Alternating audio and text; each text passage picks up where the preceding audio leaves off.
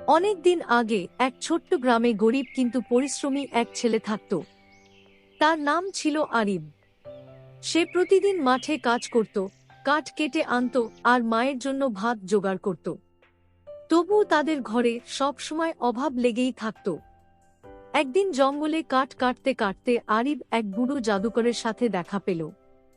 জাদুকরটি বলল, তুমি খুব সৎ ছেলে।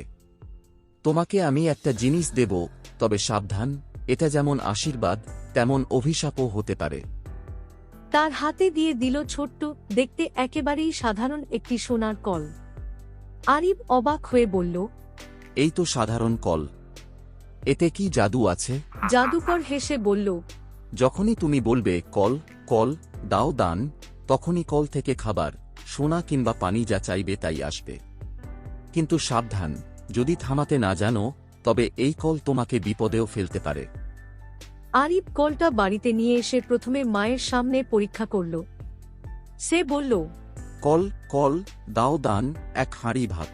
সাথে সাথেই কল থেকে গরম গরম ভাত বের হতে লাগল। তারপর থেকে আরিব আর তার মা আর অভাবে থাকল না। সবার সাথে খাবার ভাগ করে খাওয়াতো, গরিবদের দিত, গ্রামেও আনন্দ ফিরে এলো। গ্রামের এক লোভী মহাজন বিষয়টা টের পেল। সে রাতে চুরি করে কলটা নিয়ে গেল নিজের ঘরে। সকালে সে বলল, কল কল দাও দান, সোনার গাদা। সাথে সাথে কল থেকে সোনা বের হতে লাগল। মহাজন লোভে থামাতেই ভুলে গেল। সোনা সোনা আর সোনা বের হতে লাগল। অল্প সময়ের মধ্যেই তার ঘর আঙিনা সব ভরে গেল। লোভে পড়ে সে বুঝতেই পারল না কিভাবে বিপদ নামছে। আরিব এসে জাদুকরের শেখানো মন্ত্র উচ্চারণ করে কল থামাল। গ্রামবাসী তখন বুঝল, লোভ মানুষকে ধ্বংস করে আর দয়া সবাইকে বাঁচায়।